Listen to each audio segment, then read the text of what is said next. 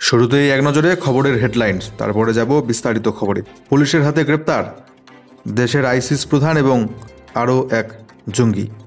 অপরদিকে গ্যাস সিলিন্ডারে ভয়াবহ বিস্ফোরণ, ঘুমন্ত অবস্থায় মৃত দম্পতি সহ 3 সন্তান। অন্যদিকে মুখ্যমন্ত্রী মমতা ব্যানার্জির প্রিয় রাজ্য পুলিশের ডিজি রাজীব কুমারকে সরানোর পর এবার রাজ্যের 4 জেলাশাসককে সরাবার নির্দেশ নির্বাচন কমিশনের। অপরদিকে তৃণমূল নেত্রী মহুয়া মৈত্রের বিরুদ্ধে দায়ের হলো এফআইআর, চরম বিপাকে তিনি। অপরদিকে দেশের ইতিহাসে প্রথম মুখ্যমন্ত্রী পদে থাকাকালীন গ্রেপ্তার হলেন গভীর রাতে গ্রেপ্তার হলেন দিল্লির মুখ্যমন্ত্রী অরবিন্দ কেজরিওয়াল। আবগারি দুর্নীতি মামলায় গ্রেপ্তার হলেন দিল্লির মুখ্যমন্ত্রী অরবিন্দ কেজরিওয়াল। অপরদিকে সিএএ আতঙ্ক, কলকাতায় আত্মঘাতী হলেন যুবক, প্রয়োজনীয় নথি না থাকাতেই চরম পদক্ষেপ দাবি পরিবারের। অপরদিকে রাজ্যে বহরমপুরে পা রাখলেন তৃণমূল প্রার্থী তথা বিখ্যাত ক্রিকেটার ইউসুফ পাঠান, মাঠে নেমেই হাঁকালেন ছক্কা বহরমপুর থেকে। অপরদিকে জমি বাড়ি রেজিস্ট্রেশন সম্পত্তি নথিভুক্ত পরিষেবা পাচ্ছেন এবার বাড়ির পাশেই, বড় সুখবর রাজ্য সরকারের তরফ থেকে। আধার কার্ড যদি 10 বছর হয়ে যায় করতে হবে আপডেট, একেবারে বিনামূল্যে পরিষেবা, বাড়ানো হলো সময়সীমা, করে নিতে পারবেন অনলাইনে কাজ। প্রত্যেকটি আপডেট জানাবো আপনাদেরকে। তার সাথে সাথে রাজ্যের বিভিন্ন জেলায় ভারী বৃষ্টি, বজ্রপাত, শিলাবৃষ্টির সম্ভাবনা। আপনার জেলাটির আবহাওয়া কেমন থাকবে জানতে চোখ রাখুন শেষ পর্যন্ত প্রিয় চ্যানেল রোজ বাংলার পর্দায়। খবরগুলো নিয়মিত দেখতে চাইলে চ্যানেলটিকে সাবস্ক্রাইব করবেন অবশ্যই। ভারতের ইতিহাসে প্রথম মুখ্যমন্ত্রী থাকাকালীন গ্রেপ্তার দিল্লির মুখ্যমন্ত্রী অরবিন্দ কেজরিওয়াল। আবগারি দুর্নীতি মামলায় অবশেষে গ্রেপ্তার কেজরিওয়াল। আম আদমি পার্টির পক্ষ থেকে আশঙ্কা করা হয়েছিল, সেই আশঙ্কাই সত্যি হলো বৃহস্পতিবার রাত বাড়তে। আবগারি দুর্নীতি মামলায় গ্রেপ্তার আপ সুপ্রিমো দিল্লির মুখ্যমন্ত্রী অরবিন্দ কেজরিওয়াল। কেন্দ্রীয় তদন্তকারী সংস্থা ইডি তাকে গ্রেপ্তার করেছে এদিন। আবগারি দুর্নীতি মামলায় এর আগে গ্রেপ্তার হয়েছেন আম আদমি পার্টির সাংসদ তথা মন্ত্রী মনীষ সিসোদিয়া, সঞ্জয় সিং। 9 বার তলব করা হয়েছিল খোদ অরবিন্দ কেজরিওয়ালকে, যদিও ক্রমাগত হাজিরা এড়িয়ে গিয়েছিলেন তিনি। বৃহস্পতিবার দিল্লির মুখ্যমন্ত্রী অরবিন্দ কেজরিওয়ালের বাড়িতে হানা দেয় এনফোর্সমেন্ট ডিরেক্টরেট। দিল্লি হাইকোর্ট আবগারি মামলায় কেজরিওয়ালকে রক্ষা কবচ দিতে অস্বীকার করার কিছুক্ষণের মধ্যেই ইডির একটি দল পৌঁছে যায় অরবিন্দ কেজরিওয়ালের বাড়িতে। 12 জন ইডি অফিসারের দলটি কেজরিওয়ালের বাড়িতে প্রবেশ করে। শুরু হয় জোরদার তল্লাশি। রাত 9টার কিছু পর তাকে অরবিন্দ কেজরিওয়ালকে গ্রেপ্তার করা হয়। বৃহস্পতিবার দিল্লি হাইকোর্ট কেজরিওয়ালের আবেদন সংক্রান্ত মামলার শুনানি ছিল। শুনানি শেষে ডিভিশন বেঞ্চ জানায়, আমরা এই পর্যায়ে মামলাকারীকে কোনো সুরক্ষা দেওয়ার কথা দিচ্ছি না। এরপর আর কোনো দেরি নয়, কেজরিওয়ালের বাড়িতে হানা দেয় ইডি। গ্রেপ্তার করা হয়েছে অরবিন্দ কেজরিওয়ালকে। গ্রেপ্তারির আগে বাজেয়াপ্ত করা হয় অরবিন্দ কেজরিওয়ালের মোবাইল ফোন। কেজরিওয়াল প্রথম ভারতের ইতিহাসে যিনি মুখ্যমন্ত্রী পদে থাকাকালীন গ্রেপ্তার হলেন। পরিসংখ্যান বলছে স্বাধীন ভারতের ইতিহাসে এই ঘটনা আগে কখনো ঘটেনি। তবে আপের তরফ থেকে সাফ জানানো হয়েছে মুখ্যমন্ত্রী পদে থাকবেন অরবিন্দ কেজরিওয়ালই। এর আগে ঝাড়খণ্ডের মুখ্যমন্ত্রী হেমন্ত সোরেন গ্রেপ্তার হয়েছেন কিছুদিন আগে। তবে গ্রেপ্তারের ঠিক আগে তিনি রাজভবনে গিয়ে ইস্তফা দেন। জানা যায় অ্যারেস্ট মেমোতে সই করার আগে মুখ্যমন্ত্রী পদ থেকে ইস্তফা দেওয়ার শর্ত রেখেছিলেন হেমন্ত সোরেন। তার উত্তরসূরি হিসেবে মুখ্যমন্ত্রীর কুর্সিতে বসবেন কে তাও পরিষ্কার হয়ে যায় অল্প সময়েই। তবে কেজরিওয়ালের ক্ষেত্রে সেটা হচ্ছে না। মুখ্যমন্ত্রীর পদে যে তিনি বহাল থাকবেন সে কথা ইতিমধ্যে জানিয়ে দিয়েছে আম আদমি পার্টি। আম আদমি পার্টির মন্ত্রী আতিশি এই গ্রেপ্তারিকে বিজেপি এবং নরেন্দ্র মোদীর চরম ষড়যন্ত্র বলেই দাবি করেছে। সঙ্গে তিনি সাফ জানিয়েছেন, প্রয়োজনে দিল্লির সরকার চলবে জেলের ভেতর থেকেই। ইডি কর্তারা কেজরিওয়ালের বাড়ি যাওয়ার পর থেকে নিরাপত্তা করা হয়েছিল। তার গ্রেপ্তারির খবর পেতে ক্ষোভে ফেটে পড়েছেন দলীয় নেতাকর্মী সমর্থকরা। পরিস্থিতি নিয়ন্ত্রণে আপ সুপ্রিমোর বাড়ির এলাকায় জারি রয়েছে 144 ধারা। আজ আদালতে পেশ করা হবে অরবিন্দ কেজরিওয়ালকে। রাজ্যের মুখ্যমন্ত্রী মমতা ব্যানার্জির প্রিয় রাজ্য পুলিশের ডিজি রাজীব কুমারকে আগেই সরিয়েছে নির্বাচন কমিশন। ডিজি বদলের পর এবার রাজ্যের 4 জেলা শাসককে সরানোর নির্দেশ নির্বাচন কমিশনের। এবার লোকসভা ভোটের আগে রাজ্যের 4 জেলার জেলাশাসককে সরিয়ে দেওয়ার নির্দেশ দিল জাতীয় নির্বাচন কমিশন। পূর্ব মেদিনীপুর, পূর্ব বর্ধমান, ঝাড়গ্রাম, বীরভূম এই 4 জেলার জেলাশাসককে সরানো হচ্ছে নির্দেশ নির্বাচন কমিশনের। কমিশন সূত্রে খবর, এই 4 জেলার জেলাশাসক আইএএস ক্যাডারের অফিসার নন। তারা WBCS অফিসার থেকে পদোন্নতি পেয়ে আইএএস হয়েছেন। সেই কারণেই তাদের জেলাশাসক পদ থেকে সরানো হচ্ছে। কেন্দ্রের মোদী সরকার নির্বাচনের প্রাক্কালে জারি করেছে সিএএ আইন, অর্থাৎ নাগরিকত্ব সংশোধনী আইন। সেই সিএএ আতঙ্ক গ্রাস করেছে। কলকাতায় আত্মঘাতী হলেন এক যুবক। প্রয়োজনীয় নথি না থাকাতেই চরম পদক্ষেপ, দাবি পরিবারের। সংশোধিত নাগরিকত্ব আইন বা সিএএ নিয়ে আতঙ্কের জেরে আত্মঘাতী হলেন নেতাজি নগরের এক যুবক। এমনটাই অভিযোগ তৃণমূলের এবং পরিবারের তরফ থেকে। বৃহস্পতিবার সন্ধ্যায় নেতাজি নগরের মৃত যুবকের পরিবারের সঙ্গে দেখা করতে যান তৃণমূল প্রতিনিধি দল। জানা গিয়েছে, মৃত যুবকের নাম দেবাশিস সেনগুপ্ত, বয়স 31। সুভাষ গ্রামে মামা বাড়িতে গিয়েছিলেন তিনি। বুধবার সেখানেই তাকে ঝুলন্ত অবস্থায় উদ্ধার করা হয়। তড়িঘড়ি ওই যুবককে সোনারপুর গ্রামীণ হাসপাতালে নিয়ে যাওয়া হলে চিকিৎসকেরা তাকে মৃত বলে ঘোষণা করেন। দেবাশিসের পরিবারের দাবি, গত কয়েকদিন ধরে সিএএ আইন নিয়ে আতঙ্কে ভুগছিলেন ওই যুবক, সেই কারণেই আত্মহত্যার পথ বেছে নেন।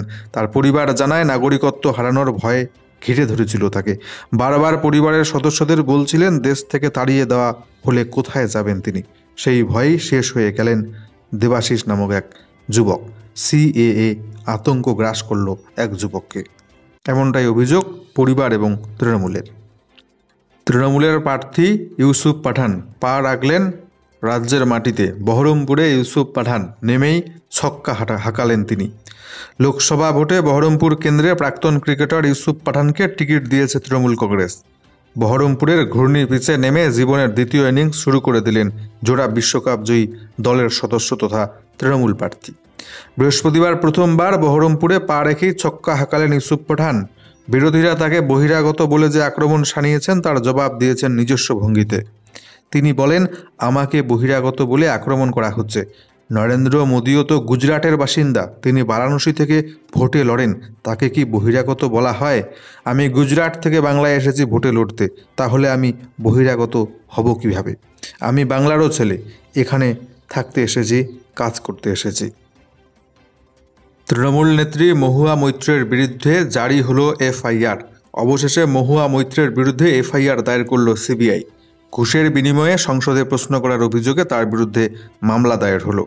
লোকপালের নির্দেশে তৃণমূল কংগ্রেসের প্রাক্তন সাংসদের বিরুদ্ধে বৃহস্পতিবার এফআইআর দায়ের করল কেন্দ্রীয় গোয়েন্দা সংস্থা। গত মঙ্গলবার লোকপালের তরফে সিবিআইকে এই সংক্রান্ত চূড়ান্ত নির্দেশ দেওয়া হয়। ওই নির্দেশিকায় লোকপাল জানিয়েছিল, আমরা সিবিআইকে অভিযোগের প্রত্যেকটি দিক নিয়ে তদন্তের নির্দেশ দিচ্ছি। এই নির্দেশিকা পাওয়ার 6 মাসের মধ্যে তদন্ত সংক্রান্ত রিপোর্ট জমা দিতে হবে। পাশাপাশি তদন্তের অগ্রগতি নিয়ে প্রতি মাসে রিপোর্ট তৈরি করতে হবে।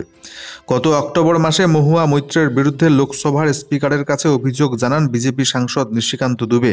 তার অভিযোগ ছিল, সংসদে মোদী সরকারের বিরুদ্ধে প্রশ্ন করার জন্য ব্যবসায়ী দর্শন হীরানন্দানীর কাছ থেকে ঘুষ নিয়েছেন কৃষ্ণনগরের তৎকালীন সাংসদ। শুধু তাই নয়, হীরানন্দানীকে তিনি নিজের এমপি অ্যাকাউন্টের লগ ইন সংক্রান্ত তথ্য শেয়ার করেছিলেন বলেও অভিযোগ। সবকিছু খতিয়ে দেখার পর সংসদের এথিক্স কমিটি মহুয়াকে অপসারণের সুপারিশ করে। সাংসদ পদ হারান কৃষ্ণনগরের সাংসদ। রিপোর্টে কমিটি দাবি করেছিল, কৃষ্ণনগর লোকসভা কেন্দ্রে তৃণমূল প্রার্থীর বিরুদ্ধে আনা অভিযোগগুলি প্রমাণিত হয়েছে। লগ ইন সংক্রান্ত তথ্য শেয়ার করার কথা স্বীকার করলেও ঘুষ নেওয়ার অভিযোগ অস্বীকার করেছেন মহুয়া মৈত্র।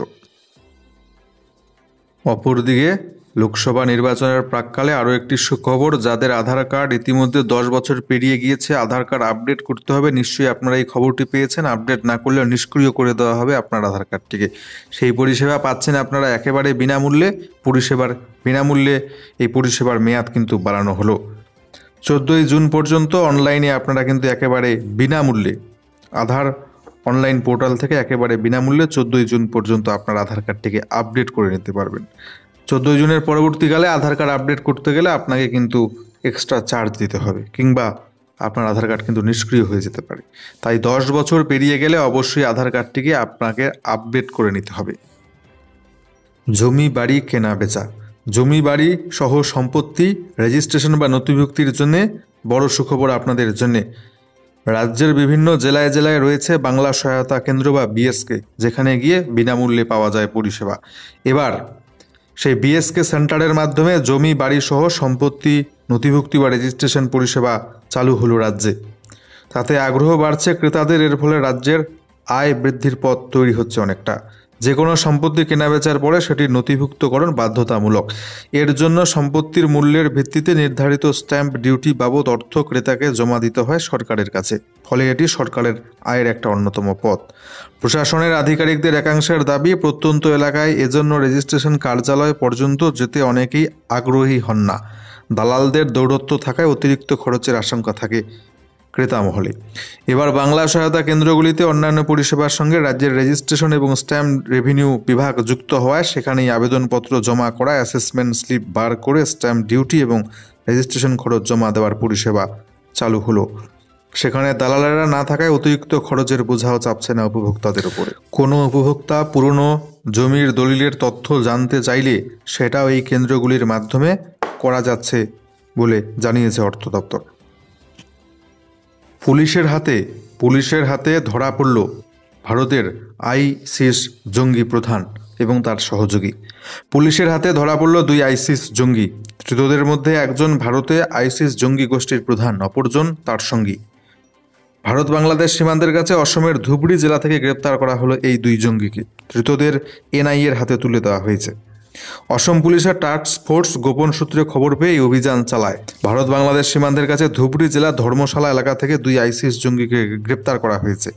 ধৃতদের নাম হ্যারিস ফারুকি ওরফে হ্যারিস আজমল ফারুকি এবং আরেকজন জঙ্গি হলেন অনুরাগ সিং। ভারতে আইসিস সংগঠনের প্রধান এই ফারুকি।